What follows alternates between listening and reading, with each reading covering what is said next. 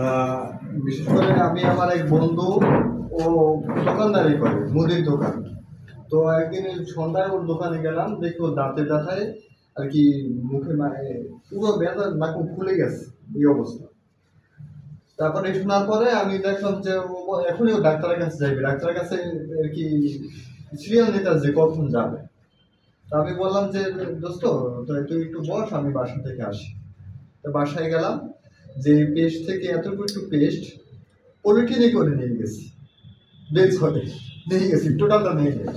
নিয়ে গিয়ে বলছি যে এইটাকে মুখে যেখানে ব্যথা, যে দাঁতের গোড়ায় ব্যথা, ওইখানে একটু মাখ ভালো করে, মেসেজ করে 5টা মিনিট অপেক্ষা কর। ও মেসেজ করতে আসে আর ও ধরে যে আমি এখনই ডাক্তার কাছে যাবো, দাঁত ফেলাই দেবো, এই করবো এই করবো, অনেক কথা বলতে আছে। 10 মিনিটের ভিতরে সে বলতে আছে যে না দোস্ত, দাঁতের ব্যথা তো আমার কমে গেছে।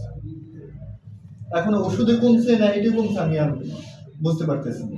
তারপর বলতেছে যাই হোক না কেন, এটা যখন খাই, যখন এইটি দেওয়ার পরে কমছে, এর আগে 1 থেকে 1.5 ঘন্টা আমি ট্যাবলেট খাইছি, কিন্তু তাতে কাজ হয় না। যখন এইটি দেওয়ার পর কমছে, তো তুই কালকে আমার একটা টুথপেস্ট এনে দিবি।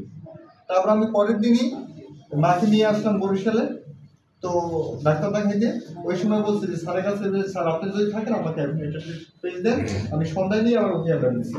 দেওয়ার পর থেকে ও ব্যবহার করা আলহামদুলিল্লাহ ভালো। আর ব্যক্তিগত আমারও দাঁতে প্রবলেম ছিল, দাঁতের গোড়া থেকে রক্ত বের হইতো, প্লাস পাইরিয়ার সমস্যা ছিল। এখন এটা ব্যবহার করার পর থেকে আমার দাঁত এখন পরিপূর্ণ সুস্থ, ক্যাভিটিস দূর হয়ে গেছে। ধন্যবাদ।